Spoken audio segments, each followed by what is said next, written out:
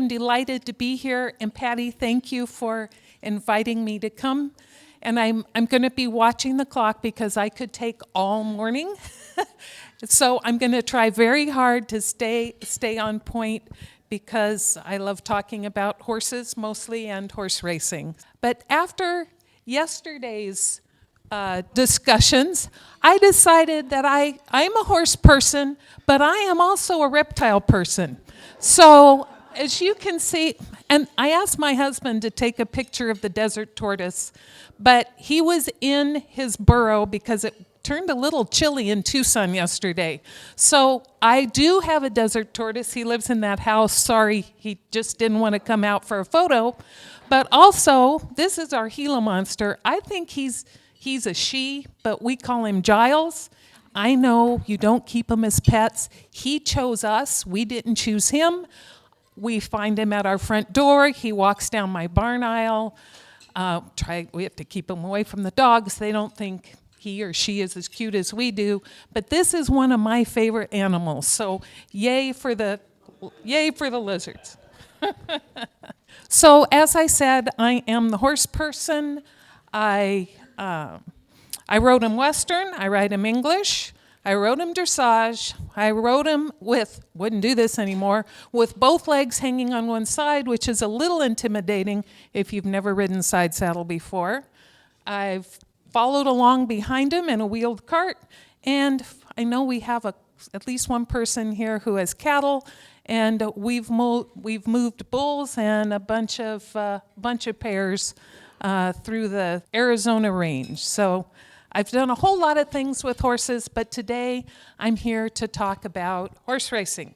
So I imagine, like you, we face a lot of the same issues, and I promise this is the only part that I use notes for just because I want to make sure I cover this. We've got people who are really supportive of our business, and they love it, but they don't know how to get in. And that's really what I'm talking about today, is how do you get young people in? In horse racing, we've heard for, 100 years, it's just a bunch of OWGs, bunch of old white guys in trench coats with a cigar. Well, I'm here to tell you that that's not the way it is. And we do have opportunity to bring young people in to move our business, our sport, our industry forward, and that's really what I'm here to talk about. Of course, there are those who would like to see your part of the animal industry disappear. That's not really what I'm here to talk about today. I'm here to talk about the good stuff, and Patty asked for us to give at least one thing you can take away from this presentation. And I hope, and I'd already put it together when she asked me that, I thought, that's what my whole presentation is. That's great. So thank you, Patty. It worked out absolutely perfectly. So I don't buy that racing is a dying sport. And here's what racing is doing to make sure that our story continues on. So I'm going to talk a little bit about the AQHA, the racing experience, Amplify Racing, my racehorse light up racing, and then some other things, and as it says, falls under the place yourself where luck can run over you division, things that have happened in racing that we took advantage of and are continuing to look for those opportunities. At the end, I will talk a little bit. Patty asked me if I could deal with some of the issues with the injuries and the clusters of injuries, and I will just briefly go over that to let you know where we are with that. So here's something that I'm really excited about because 25 years ago I was asked to help build this. The American Quarter Horse Association is the breed registry for the quarter horse, and they do a whole lot of things for their young people.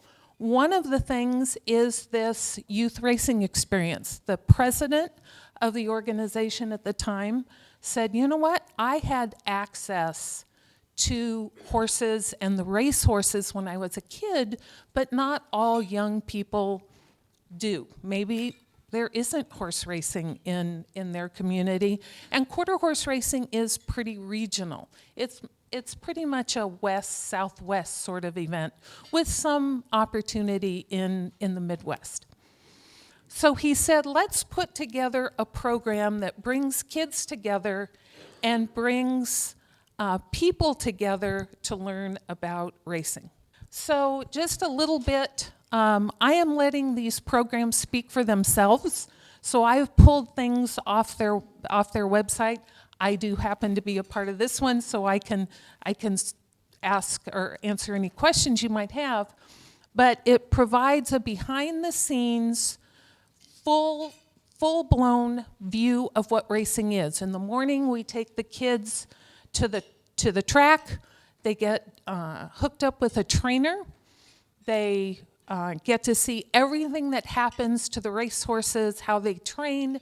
We have a list of things that we would like the trainers to go over so all the youth get the same kind of information. What's the nutrition? What's the training schedule? How do you get a young horse to their first race? All of those things that people want to know. What does it cost? What does it cost to have a horse in training? Those sorts of things. A lot. Yeah, if you have show horses, it's about the same as good show horses these days. Especially if you have cattle. Somebody has working cow horses or cutting horses. Yeah, if you have cattle involved, it's really expensive. And then in the afternoon, they see the business side of racing. The racing officials, the marketing, the media, everything else that goes along with it. So they get to talk to jockeys. So it's really exciting to see people who come in with a much different perspective of racing now look at it and say, wow, those horses are really well cared for. And something else that I just get a couple pictures here. So this is one of our kids with her trainer talking about equipment. They also compete. They have to do what's called a skillathon, and that gets them into the program. They do an interview, a competitive interview. So not only are they learning about racing, but they are learning about the skills in life that are going to move them forward. And that's something that the American Quarter Horse Association is really big on, using their youth to come up through the ranks and be the leaders of their organization in the future. So all of these participants competed also for scholarship dollars, so it also helps them go to school. Just a little note here. This is just off the AQHA page. I know a lot of what Patty talks about is lobbying, and what you all talk about, it's lobbying and what's going on and keeping track of where public opinion is going. And every year, the youth, not necessarily the ones that came to the racing program, because we only have 6 of those a year, but they take their youth to Capitol Hill to see what you have to do to lobby for horse interests. So this is an organization that does a lot to create their own leaders in their own ranks. So let's talk about something now. So these are, when I say youth, they are all under 18. I see them at that program between 16 and 18 years old. So here's another opportunity, and the gal who's holding the brochure there, she is the co-founder of this organization called Amplify Horse Racing, and I am proud to say that she was one of our participants in the Quarter Horse Youth Program when she was younger. So she went on she's one of those overachievers. You know, she has done so many things. But this was basically an academic project that came to fruition, and she ran with it. So Amplify Horse Racing is designed to open up horse racing to the younger generation. connect with families, students, welcome newcomers, be that conduit. If you are horse racing friendly, think about it. How do you find someone? It's really, really hard to do. So this is what she wants to do, is amplify the opportunities and generate positivity. I'm going to go back. Not everybody who's gone through our AQHA program has gone into racing, but what they have become is an ambassador for racing in all the places that they go. And again, Anise is looking at this with Amplify Horse Racing also. Some of the things that they've done, and I put these up here again, I'm letting them speak for themselves. The podcast doesn't have a date, but all these things that we're looking at, coffee and donuts with Amplify at the Retired Racehorse Project. I don't have time to get into that, but that's an opportunity for horses coming off the track to earn a piece of $100,000 doing something other than racing. But that was in October. Kids Club at Keeneland in October. The College Day. Let's talk to college students. Let's get them in October. This is a really, really active organization. They will open up opportunities for people who want to do the hands-on. Here's one of their mentees who had the opportunity to go and see what it's like on the backside working with the horses. This again, pulled off their website, is a person who wants to go to more of the business side of horse racing. And so they are opening all of this up. This is really impressive. This is brand new. Again, Anise started this as a project. I believe it was 3 years ago when the project started. So in 2023 is the first time that they had staff who were paid. They reached over 20,000 people with mentorship, youth programming, and event. That's pretty good. This year, they've reached over 13,000, and they're projected to touch 30,000. That is amazing. This is set up as a not-for-profit. It does take donations. They did, and this is where I said, you have to set yourself up where luck runs over you, and that was told to me by a bloodstock agent, and I agree. They had the opportunity to get a donation, a big donation of $500,000 from someone in the industry to make sure this moved forward. And I realize not every industry has an angel like that who will come forward, but if you do, make sure you don't let them out of your hands. But prior to this, she was doing it as a not-for-profit, but was reaching a lot of people. This has just allowed it to accelerate, which is really, really exciting. And the whole industry is behind this. Something else that racing has done is to, again, racing, there's this dark curtain. It's like a blackout curtain, right? You can't see behind. People don't know what it's all about. They love it, they're excited, but they love to know the inside, but there's no way to get there. Here's another opportunity. This is called My Racehorse.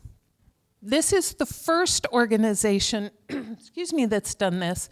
You've probably heard of different syndicates that get together and buy racehorses, but they're usually at the top end. They're kind of like those wealth management companies that have ads on TV that said, we'll like to talk to you if you have $500,000 or more. Well, that's not me. But this gentleman, Michael Behrens, came forward and said, why can't we do this with fractional ownership just like you do with stocks? And it is set up exactly the same way. All of these horses that are sold, there are fractional interests, have to be approved, and it is like owning a fraction of a stock. So you can have real shares of racehorses for less than $100. Now, your share is 0.001, but people treat you just like you were 100 point where you were 100% the owner. It's about getting you inside, into the back, understanding what's going on, understanding the time and the effort and what goes into the care of the racehorse. And one of their first offerings was a horse called Authentic, trained by Bob Baffert. And guess what?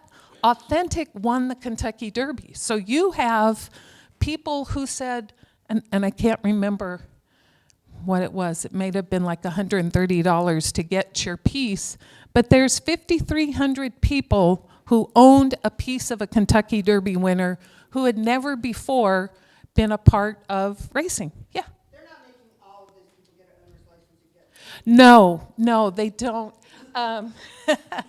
It's my racehorse has the license, and because there's no state that says if you have like less than a 5% interest in the horse, you're not licensed. There just has to be the one person licensed who is the authorized agent.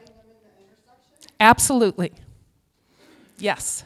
And the tracks are making it happen. And not to say there aren't issues, because a lot of our winner's circles aren't that big.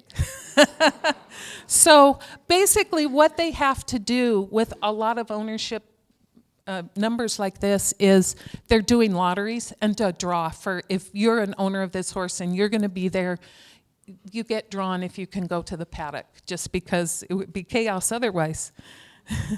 So here's one that's been more recent, a horse called Seize the Gray, who will also be running in the Breeders' Cup in 2 weeks. Also owned by My Racehorse and trained by Dwayne Lucas, so there's a little more cachet to that because a lot of people recognize that name.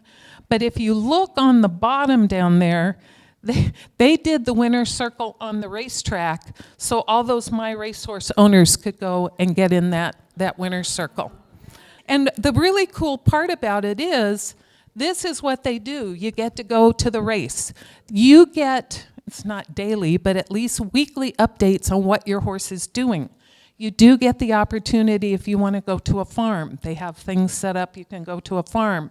You can meet the jockeys. There's just all sorts of things that you can do as a 0.001 owner that you just can't imagine. So when I was teaching, I thought, let's see if they really do this as well as they say. So I bought a few. And on 2 of them, I actually made money. Write that down. It wasn't a lot of money, but I think I came out like $200 a head.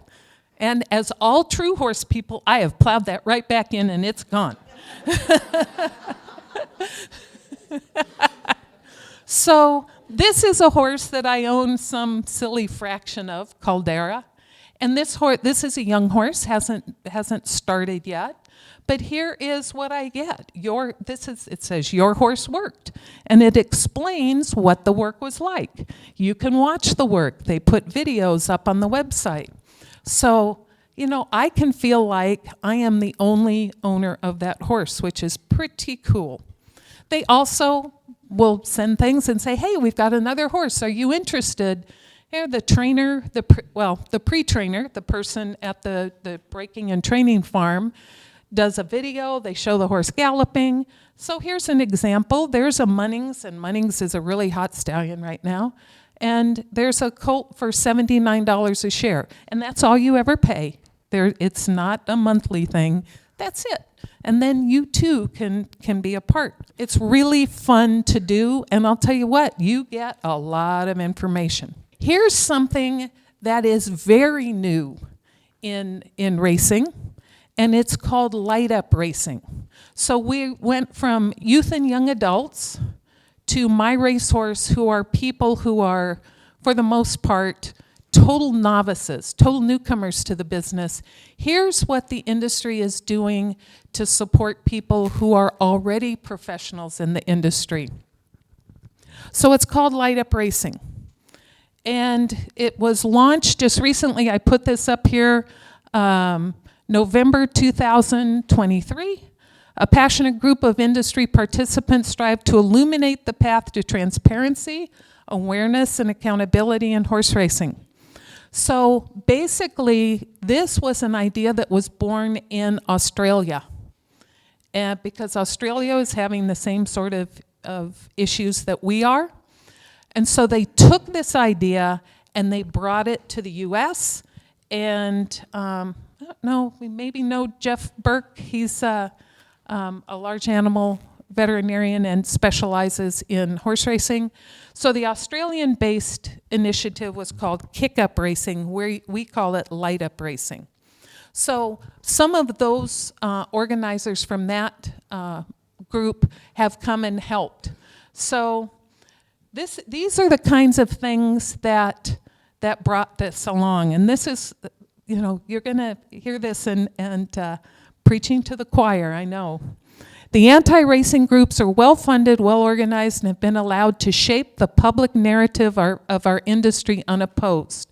Kick Up stepped in and empowered racing supporters to fight for their industry. And I think that's exactly what Patty has. I think that's what Patty says every time we talk, isn't it? I think so. So we now have that here in this country. So Light Up Racing responds to PETA propaganda. Here it is. It says recording time, 3 minutes. This isn't them saying, "Oh, we're so sorry, PETA. We'll change. If you'll just like us, we'll change." This is, as you can see in the bottom, PETA's approach underscores their willingness to manipulate public perception at the expense of truth and financially profit from tasteless propaganda. That's what this group is saying, not cowering. So, and there's a number of different things they do.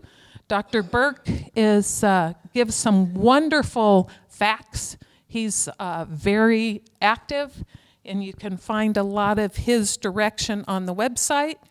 So this is from the website. If you want to stick up for your business, your industry, here's the organization that is educating you as to how, making sure you have the right information, and giving you tools to bring it forward. So here it is, what's being done to reduce racehorse track facilities. Here it is. And you can read this, and you can be well informed. Here are webinars, changing the conversation. They were offered live, but the video is on the website. There is no charge for this. Communicate with Impact, 2-day training for racing change makers. No charge. You do have to apply. They can't do, 500 people.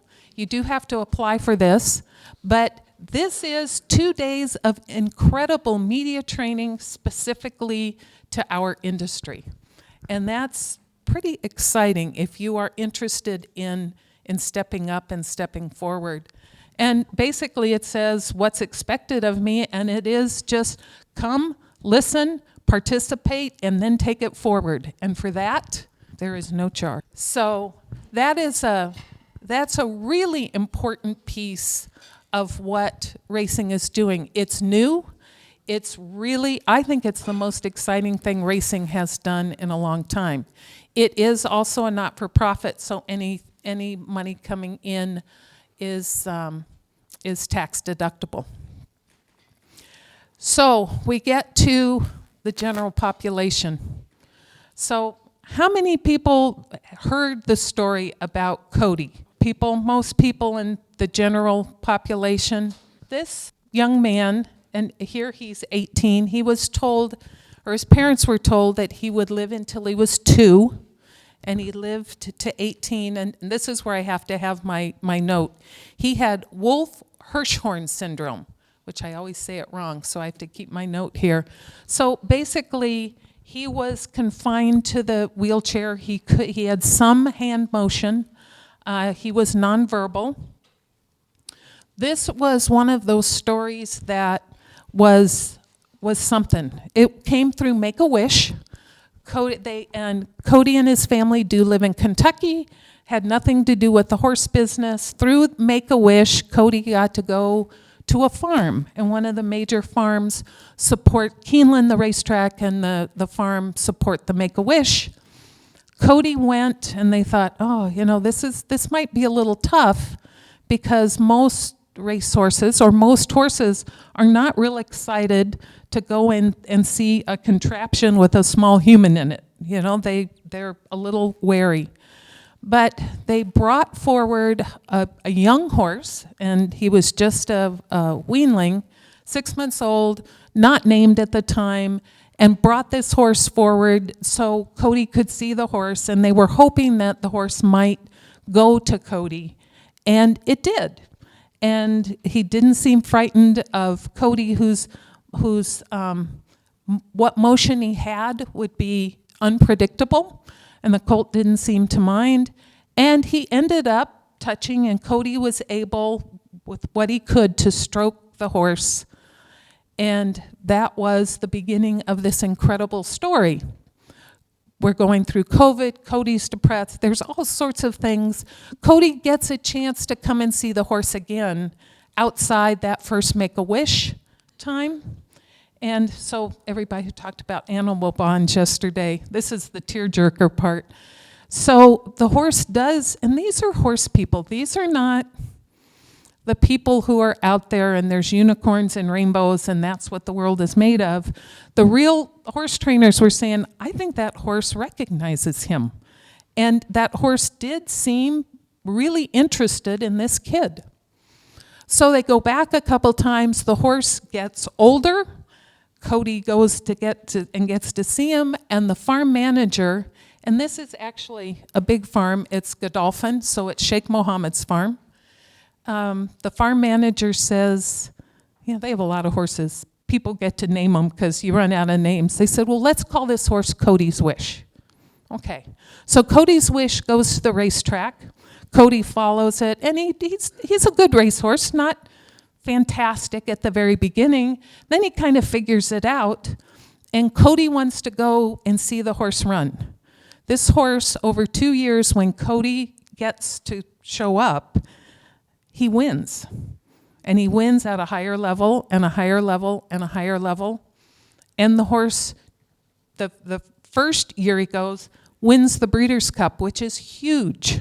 Stays in training, comes back, and every time Cody's there, he wins. And they let Cody go in the paddock, and this horse actually goes to Cody, and he gets to touch him before he runs. Things just like this just don't happen. And now the press, the tracks are very supportive of it. The press picks up on it. And instead of trying to say, oh, this is dangerous, they allow, with reason, this gets to go forward. And like here, this is the LA Times, the New York Times. This is picked up. This is a real story here. This is incredible. So I guess the good and the bad is Cody got 16 more years than anyone was predicting. He was there when Cody's Wish won the Breeders' Cup last year. It was determined that that would be his last race. He was going to stud. He has a very, very good pedigree. Cody got to be there. Cody saw him on the flight home.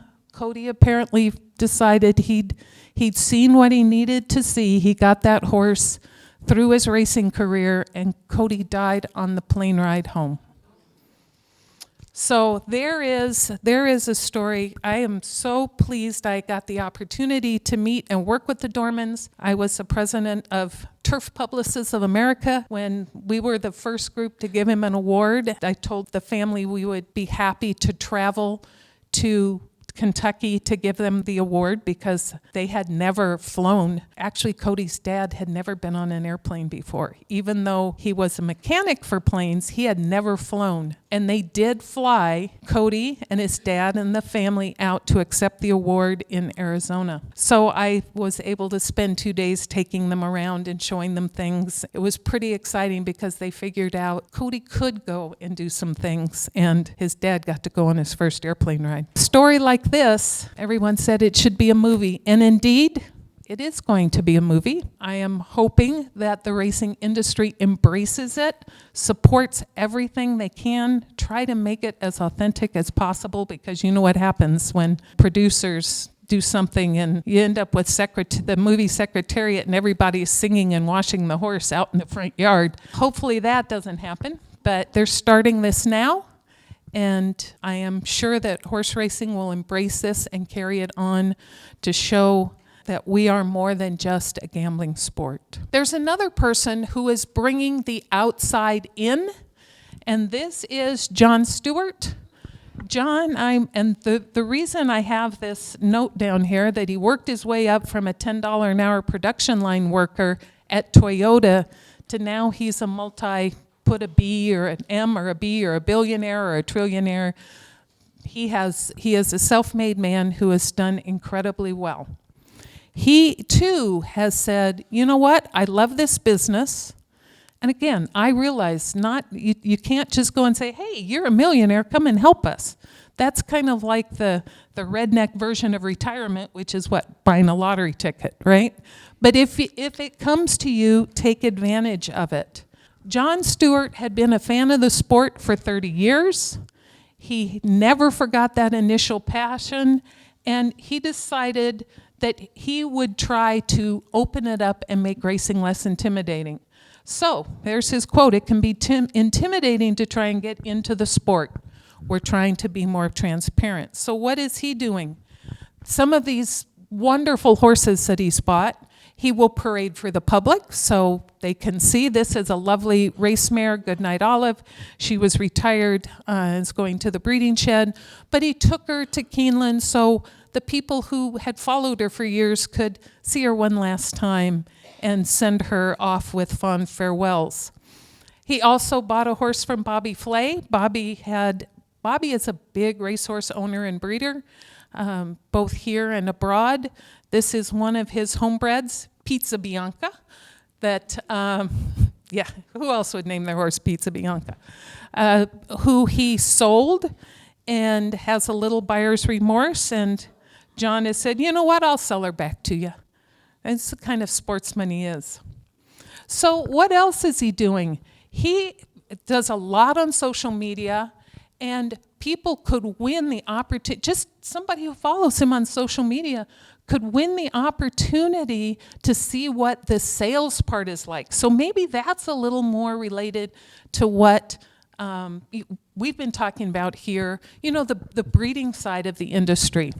Well, the horse sales, they're very exciting, and it's very interesting, and looking at pedigrees and spending millions of dollars looking at a page and watching a horse walk. Well, how fast is he going to be? He's got a great walk.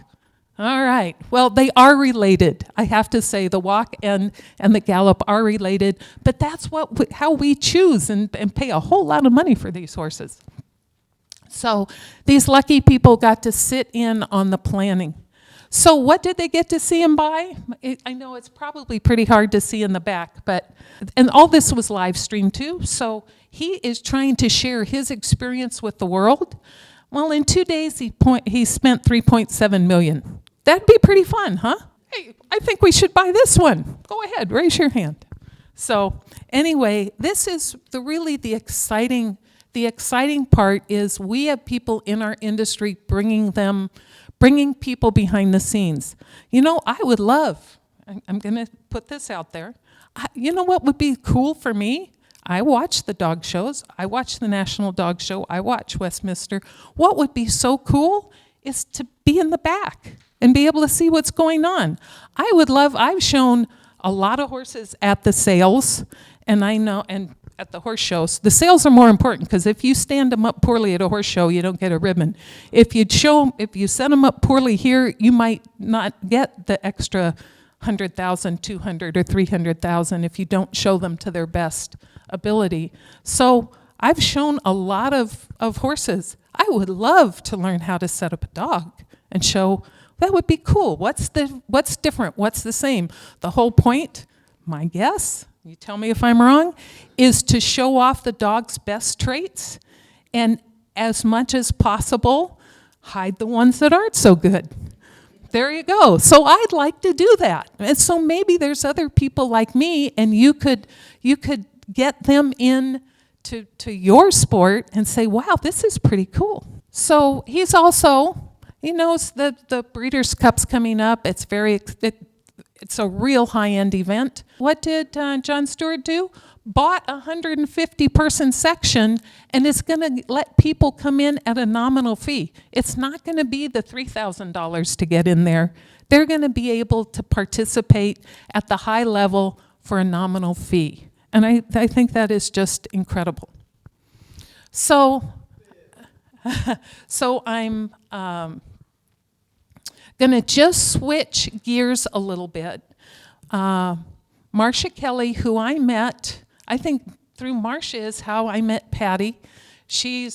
Was incredible. She was involved in the fur industry and the greyhound industry. Talk about, tough discussions.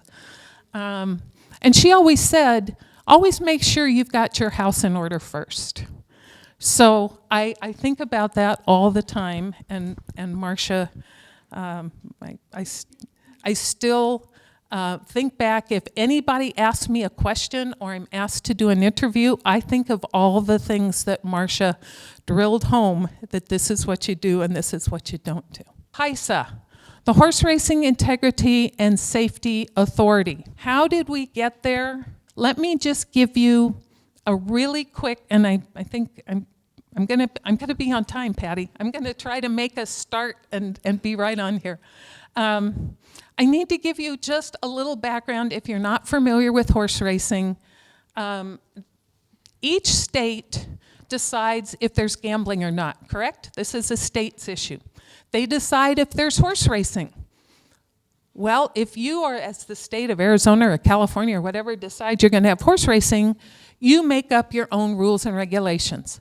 Most of them across our country are the same, but no two are exactly the same.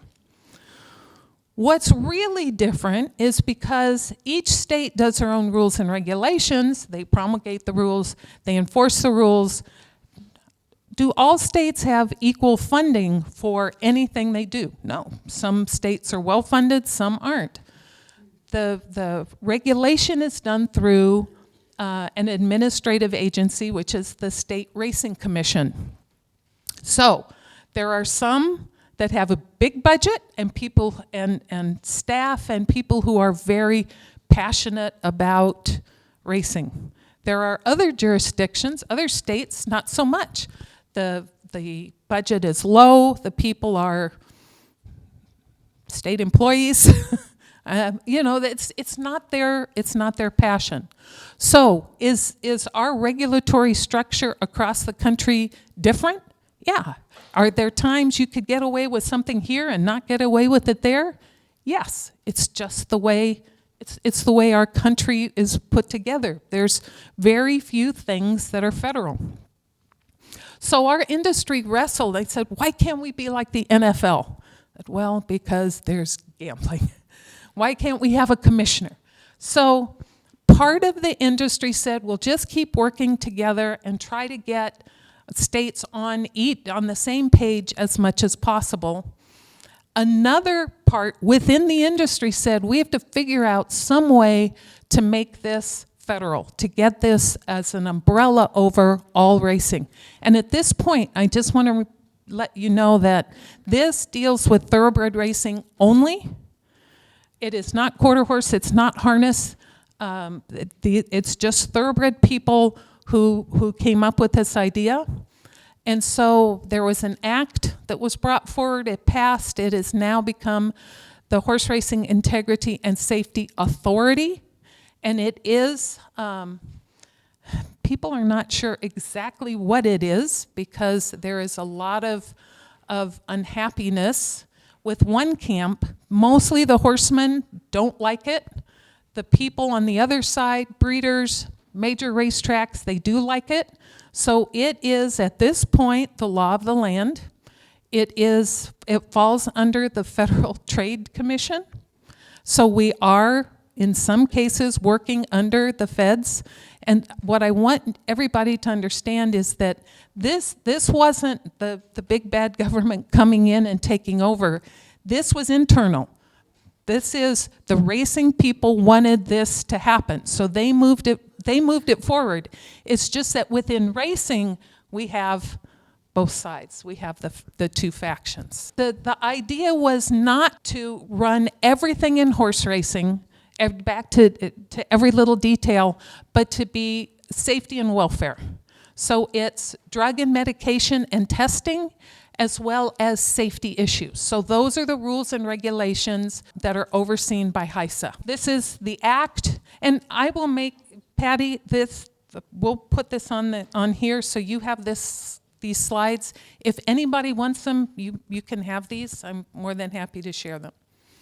So one of the biggest issues, and what the racing industry thought, was this was really mostly about drug testing, which it became more with the safety, and I know that's where the horsemen really got their knickers knotted up, was shoeing, how many times you can hit the horse with the crop.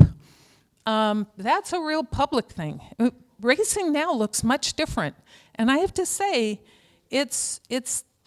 I cringe less when I watch racing with someone who doesn't know about racing, because it doesn't look like little people beating animals. There are restrictions as to how many times you can use the crop during a race. The most important thing, and I think what in design is the best thing, is that each state also had their own drug and medication rules, and they were not the same. And we had a lot of different labs that did their own thing. They were accredited, but they certainly did not have the exact same capabilities. So was it a patchwork? Yes, it was.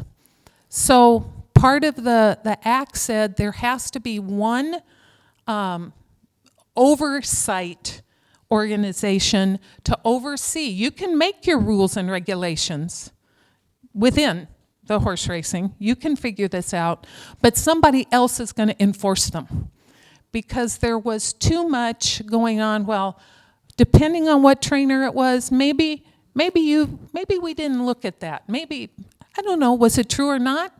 But it was believed it was true. So, thought USADA was going to be the organization. At the 11th hour, there was no agreement. When I say 11th hour, this is like 2 weeks ahead of this all taking place. So drug-free sport was brought in. They do the NFL, baseball, NBA. Anyway, they are the ones who oversee the enforcement of the medication rules and deal with it. In concept, it's a great idea. In practice, there's, this is new, there's still some issues. But that's the concept going forward. Things like this would have never happened in the past. This is a track in my state, in Arizona, that's not known as a track that the owner is trying to sell it. There's not been a lot put back in. So safety repairs could threaten this track scheduled opener. This is from October 10th. There are rules and regulations that say, hey, if the surface isn't safe, if the rail isn't safe, you don't get to run, because it's the safety of the animals and the participants as riders. We don't just have horses out there, we have the jockeys. So this is something that would have never been seen. I understand that they will probably get everything organized and they will be able to open. Here's a quote from Bobby Flay. And he was kind of absent for a while. I wanted to take a pause in racing in the U.S. because I wanted to see how the industry was going to react to some of the not so great news and events we had. And he's, I don't know, maybe HISA paid him to say this. I don't think so. I think he really said, I like my horses. I love my horses. I want to make sure we're doing the best we can. I want to make sure our house is in order. And for him, having HISA come in is having the house in order. So here's where we are with the authority. Yes, there have been a number of, and there was just another new case. A trainer is now suing HISA, saying he should be able to have a trial by jury because he had a positive test, and says the way you're doing it is all wrong. And that's a new wrinkle that came out in the press yesterday. But basically, it has been through the 5th, 6th, and 8th Circuit Courts of Appeal. Most of them are saying that HISA is legal, that it is constitutional. The 5th Circuit said there are pieces of it that they don't think are legal. Then we have this other thing coming in. And so there's no doubt this is going to go to the Supreme Court, and we're going to see where it ends. The question is, and there are some jurisdictions that are not under HISA authority right now, others are. It's been tough. And I think in 10 years we'll look back and say, that was painful, but whatever it looks like in 10 years is probably going to be the right thing. The reality is, if there wasn't something done with horse racing, I think it would have ended.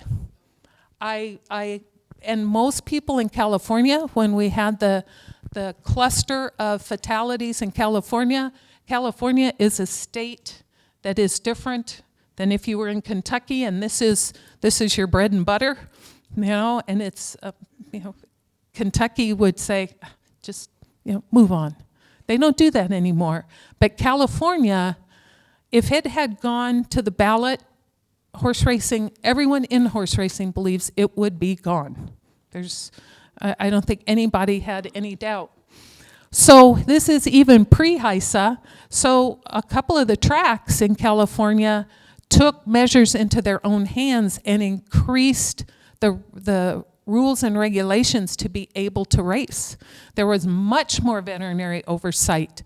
You had to get your private practitioner's approval before you could enter a horse to race, which forced them to go and look at it and forced them some ownership in that decision. It doesn't mean that everybody was a terrible trainer, but a fresh set of eyes sees a lot of things that you don't see if you look at it every day. We had all of these, the New York Times, CNN, everybody now covers horse injuries and fatalities. Churchill even moved its racing to another track that it owns in Kentucky while they were trying to figure out what was going on with the surface. Saratoga had a cluster also. What has changed, we do have now committees of people to look at this, and Patty has said, can you share what you found and what they have found? Well, finds no definitive cause, but in the case of the California issue and the New York issue, rainfall could very well be, let's see if I've got this, could be a piece of it, and the research now is being looked at a much deeper level. Rainfall being that the track becomes inconsistent because an inch of rain on the track acts differently where there's shadows, where the grandstand makes a shadow, versus the first turn that's sunny the whole time. So that is really high on everybody's mind right now, how to keep the surface consistent. I can tell you that a lot of rules changed in California. They became the HISA rules in the use of intra-articular injections. Getting people out of horses' joints close to race time makes a huge difference, And that is something that HISA saw worked in California, and that's how some of the regulations for HISA came about. So I'm near the end. I'm almost on time, Patty. So making it as safe as possible, far more veterinary exams, and they are now exams by the private practitioner as well as the regulatory vets. And yes, racing is having a terrible time finding regulatory vets. There just aren't enough for the things that we'd like to do and the time to spend. There's been a lot of work done, and it continues to be done, and they're now using AI to look at risk factors, and horses that are going to work or race, their risk factor number is looked at, and if it's high, they will have further scrutiny before they're allowed to do anything, any high-speed works. And that's the pre-screening, also allowing them to race. The equine injury database is yielding really good information. Every racehorse fatality, and a fatality is if the horse dies within 72 hours of a race. So it doesn't just happen on the track, but within 72 hours goes into a database, and it's studied where, what, how, pre-existing. Did the horse, is the horse a stallion or a gelding? How long between races? All of those things are being looked at. The medication restrictions I talked about, diagnostic screening. I tell you what, your horse can get a PET scan, an MRI, or a CT at a lot of major tracks within a day. How long did it take you guys to get yours set up? I have a friend with a really good horse who she's just not herself, and she said, you know, we decided she needed a PET scan, and she got it the next day. She's in California. The track surfaces, it's well-funded, and Mick Peterson, he's now with University of Kentucky. He's got a great program. And then safety-based rule changes. If you are familiar with horse racing, it's claiming racing, where the horse running can be purchased out of that race. It was a place where if you thought the horse needed time off, needed some medical care, you put it in a claiming race, you drop it in so it looked like a bargain, somebody takes it, and it's their problem. Called it sort of the hot potato problem. The regs now are, if that horse doesn't come back perfect, as per the regulatory vet, it goes right back to you. That has changed things dramatically. So a lot of those safety-based rule changes, again, things that some tracks did, but HISA took, and now all tracks see it that way.